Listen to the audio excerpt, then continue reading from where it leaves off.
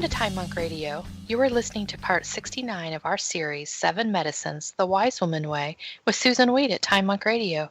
Hello, Susan, and welcome back to Time Monk Radio. Thank you, Gemini. We continue to splash about in the river of healing that is sometimes called Step 5, use drugs, the sixth river of healing, pharmacological medicine.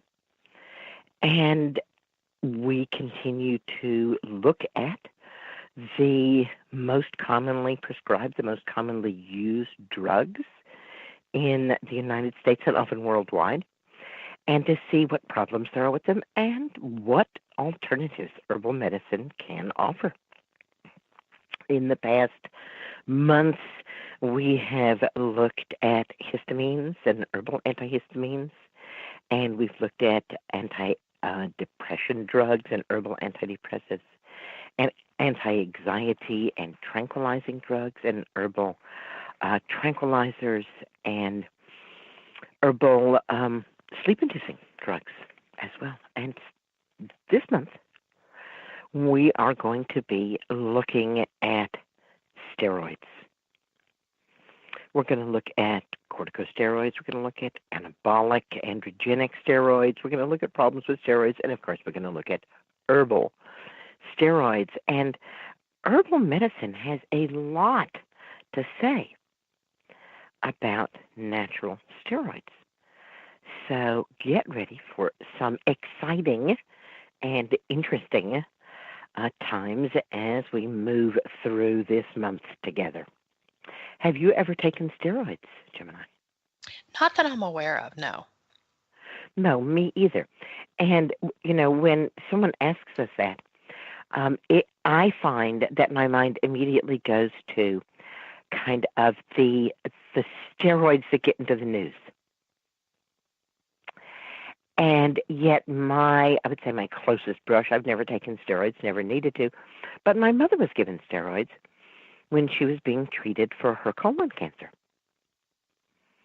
And I said to the druggist, I said, I'm really concerned that my mother's being given these steroids. And she wasn't given steroids really for what was going on with her cancer treatment, but because her shoulder hurt a lot. And the druggist looked at me and he said, it's very low dose. And while it's true, there's some pretty bad side effects, given the prognosis and what's going on with your mom, I don't really think we have to worry about those. So I think about, all of the people who are using steroid drugs, which is a huge field because steroid means hormonal. And even if we just narrow it down and say that they are steroids that are sexual steroids that have to do with sexual hormones, we're still talking about birth control pills and men who are taking steroids for enhancement for their performance, whether it's in weightlifting or bodybuilding or in a sport in which is not the kind of sport where they're going to check for that. As a matter of fact, it turns out that one of the real big pushes for using steroids in sports was the Russians. And I've just been doing a lot of research into and talking about adaptogenic herbs. And it was the Russians back in the 50s who really wanted to, outdo, outthink, outrun, be better than everybody else who started looking into adaptogenic herbs and adaptogenic drugs, and they started using steroids. And it was fascinating to me, the huge amount of information that there is available to anyone who's interested in enhancing themselves by the use of steroids. And yet at the same time, all steroids are basically class 3 drugs in the United States. This means you're not supposed to have them without a prescription. So we have a huge underground in the kinds of steroids that enhance performance and in the kinds of steroids that reduce symptoms of allergies, which is why steroids follow the antihistamines. Sometimes they are used in conjunction. And the corticosteroids are the ones that are most often used medicinally. They include cortisone, hydrocortisone, and prednisone.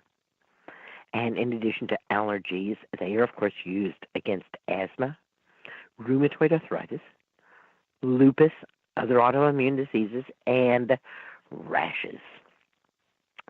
Corticosteroid creams or cortisone creams are actually in a somewhat dilute form, available over the counter, and of course one of the very first things that a doctor will prescribe for some kind of itchy rash, which can be very difficult to diagnose.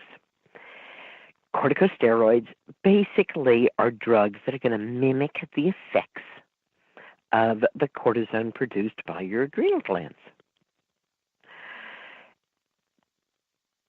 Kind of like supplementing what our body makes, one would think. But what happens is that when we take additional corticosteroids beyond what our body makes, then, well, the good thing happens, which is that inflammation is suppressed, but it's suppressed by suppressing the immune system.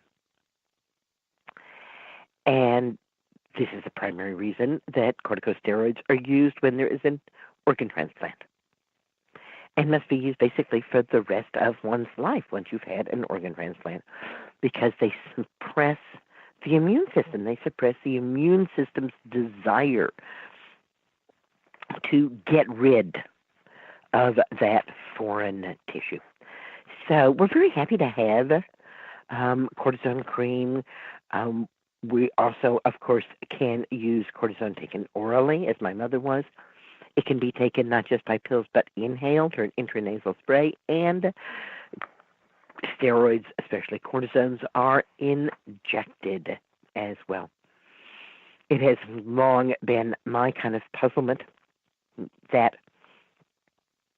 the line is drawn that to me is certainly not a firm or definite line that professional athletes can use corticosteroids, in fact are injected with corticosteroids frequently, but can't use anabolic steroids.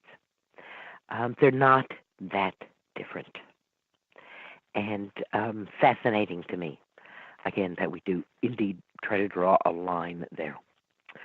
Oral corticosteroids, whether taken in tablets, capsules, or syrups, or inhaled or an intranasal spray, affect the entire body, and thus they are the ones that are the most likely to cause significant side effects.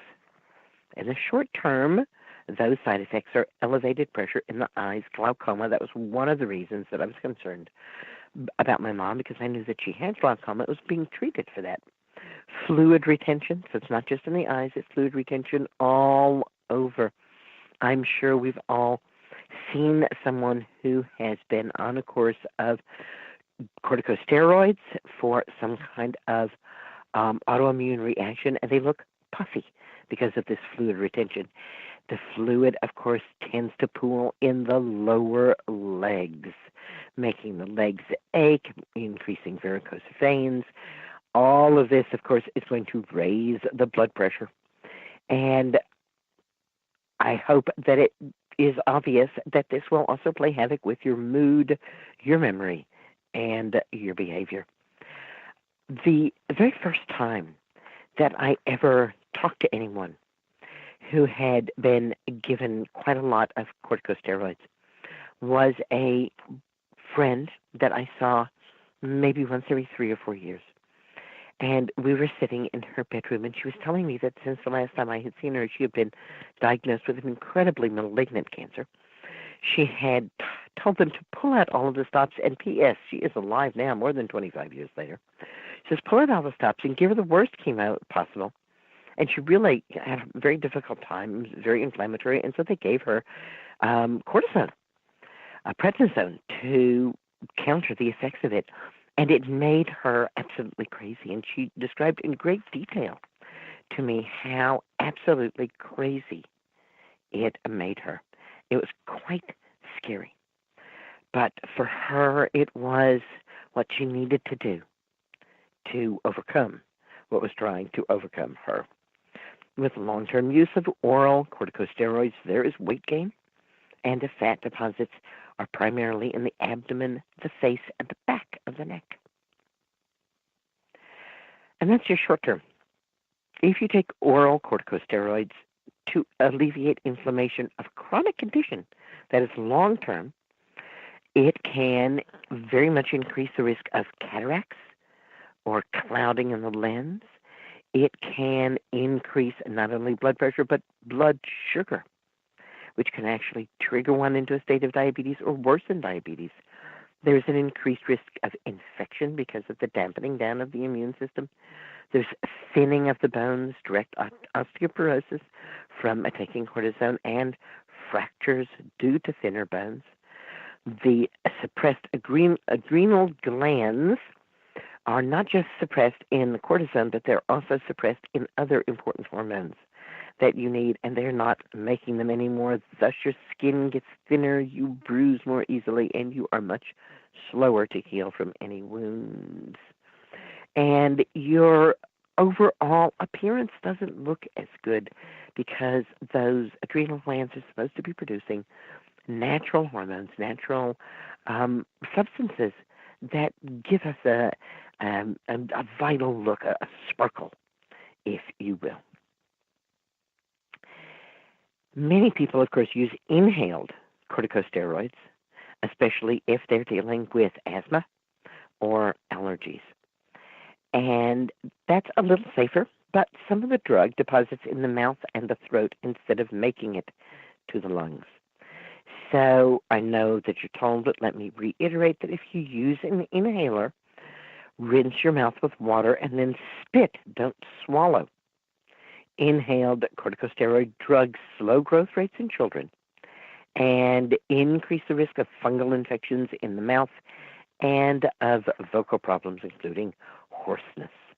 Creams and ointments are perhaps the safest way to use steroids, and it's one of the reasons why there are over-the-counter weak cortisone creams available. However, if used excessively or if used over long term, the skin will get thinner, the skin will redden, and eventually the skin may even break and cause hard-to-heal lesions.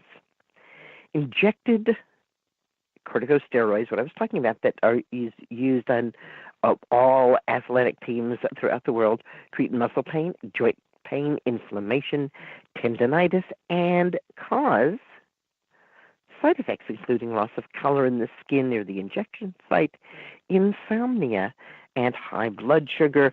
And I was interested to find that the medical profession thinks that you shouldn't have more than 3 or 4 shots of cortisone a year. I'm not a big sports fan, but it seems to me, maybe I'm just hearing a lot of different people getting it, that it seems like everybody is getting shots of cortisone for injuries in sports.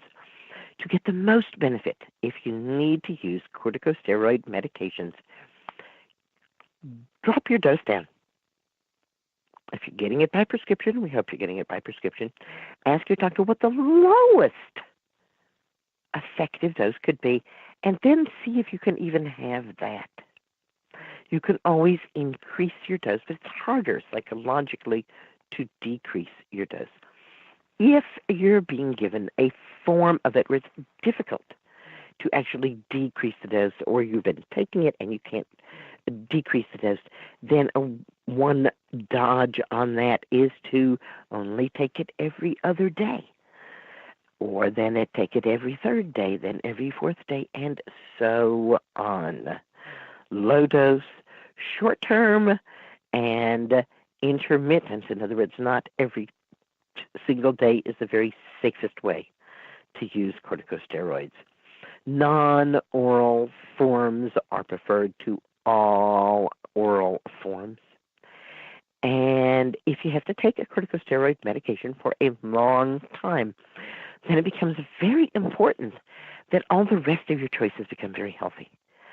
This situation is not a situation in which you can slack a little about your diet or your exercise or any other aspect of your health, because taking the corticosteroids is going to be such a difficulty for your body.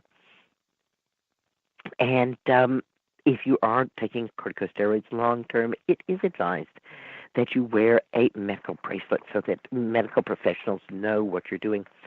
And that kind of alarmed me when I started reading about anabolic steroids and started to realize how many people were using anabolic steroids and were doing it undercover, and so certainly were not wearing any kind of medical bracelet at all. Anabolic steroids, which are actually anabolic androgenic steroids, anabolic meaning muscle building and androgenic meaning male, are synthetic versions of testosterone. These anabolic steroids are used to increase muscle growth and cause rapid weight gain, and that's great. If for some reason your body isn't making those things and your puberty is delayed, or you have a disease that causes muscle loss, including cancer and AIDS, but the vast majority of people who are using anabolic steroids are not in those situations. They are primarily being used right now to treat fictitious male menopause, to enhance athletic performance, and to increase muscle mass in weightlifters and bodybuilders. And just like corticosteroids, anabolic steroids can be taken orally, with the worst side effects rubbed on as creams, injected, or inhaled. Again, steroids, especially anabolic steroids, are controlled substances in the U.S. They are legal without a prescription and banned in almost all athletic competitions. However, they are easily available, and the doses that are available are often 100 times higher than the highest legal dose. One bodybuilder's site, in talking about the size of the doses used in scientific studies, said that the doses were like sticking your little toe into the water compared to the doses of anabolic steroids that he and the people that he knew were using.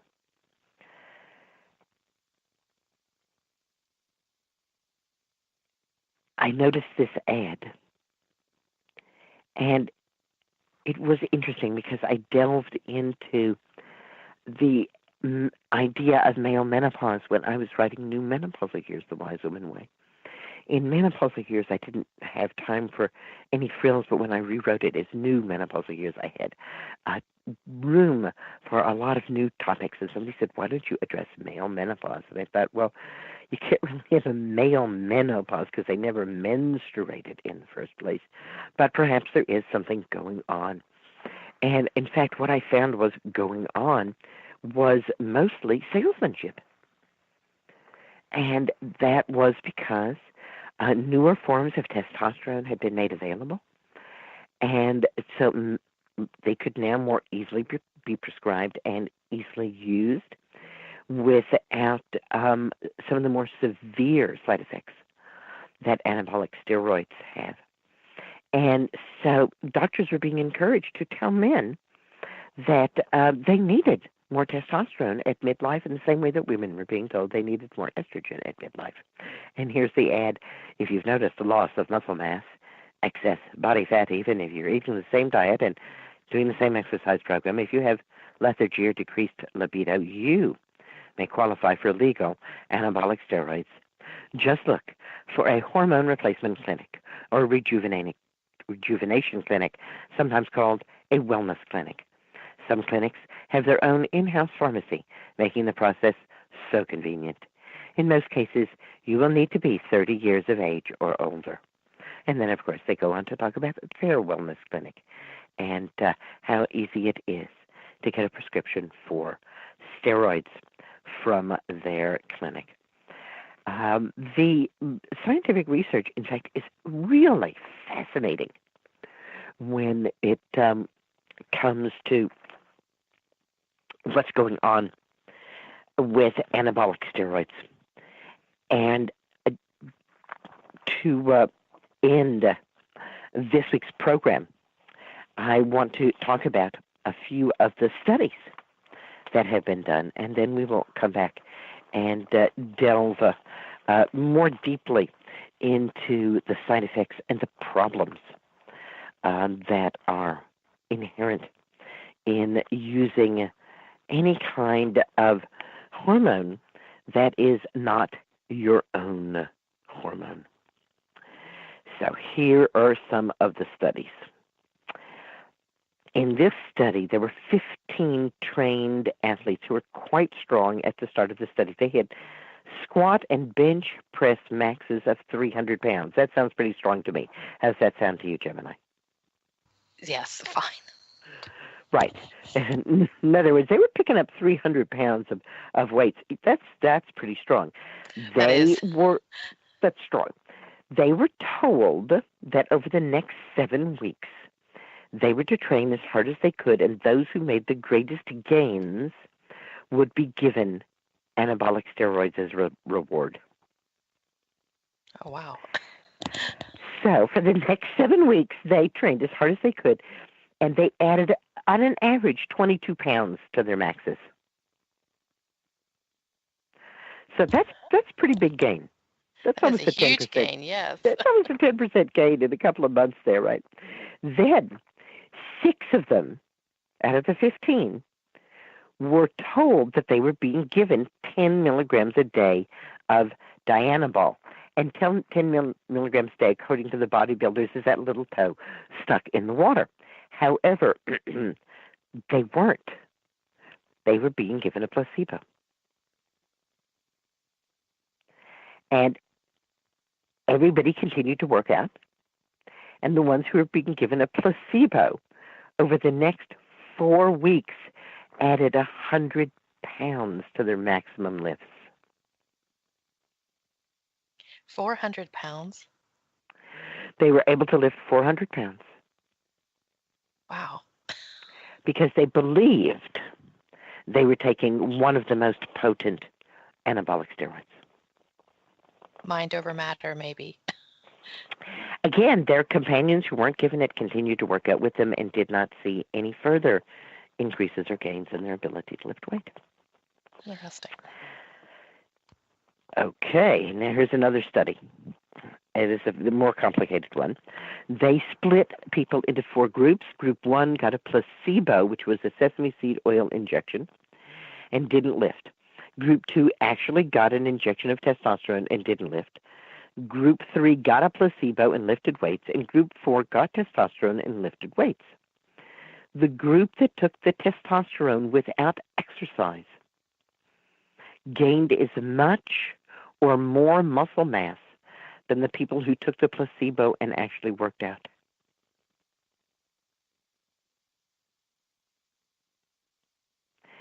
And the dose was fairly low, about 600 milligrams a week of testosterone. So in this case, the people who just sat around did better than the people who were exercising because they actually took testosterone. Now we have another study with 15 athletes, and they were all given placebos, but they were all told they were taking steroids. And after 2 weeks, there was a 5% improvement in their squat and deadlift maxes. Then half of them were told that they had been taking a placebo the whole time, and the others were told they had actually been getting real stuff, but it wasn't true. They were getting a placebo. And the ones who were told they had been taking a placebo, they lost all their gains, and the ones who were lied to and told that they were taking the real stuff, they continued to improve. So what can we say? It's a big world out there of steroids and hormones, and we as human beings have a lot of opportunity to change who we are by taking hormones. In fact, it's estimated that as many as 3 million Americans are taking anabolic steroids both legally and illegally, and about 4 to 6% of high school students, this is mostly boys, report that they have used steroids, and that number has been trending upward year by year. Is there a problem with them? Yes, there is. And are there natural solutions? Yes, there are. I think it's very important that we continue to remember as we talk about steroids and natural steroids that we can see that, especially when it comes to hormones, that mind over matter is very, very important. The 3 studies that I picked out, I didn't pick out to drive home a point of this is better than that, or we should do this, or anything like that, but to bring up the idea that when we think that what we're doing is going to make us stronger, then that is something that our body can very easily respond to. So if we are willing to trick ourselves and work out, we can get very strong indeed.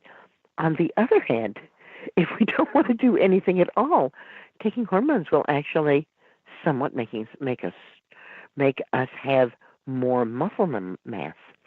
Now, the last study is really interesting because what they found was that when we compare strength and muscle characteristics in lifetime drug-free weightlifters and long-time steroid users, although the steroid users had larger muscles, for each pound of muscle, the drug-free weightlifters produced at least 50% more actual force than the steroid users.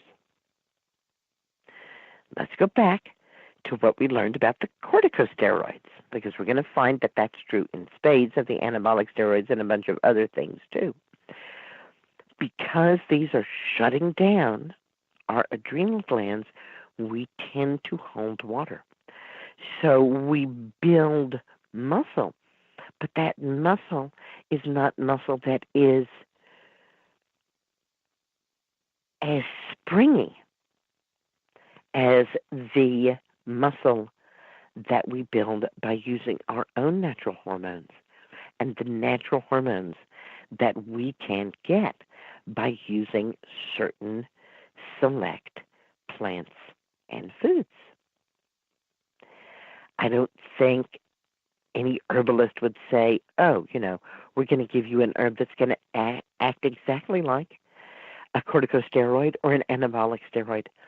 But we will perhaps be very surprised as we move into the steroids and the sterols in plants to see how much like human hormones they are and how people across continents and across time have turned to the plants to do exactly what people are hoping to get from the anabolic steroids, which is increase endurance, increase their strength, but without the side effects that we get from taking these manufactured hormones.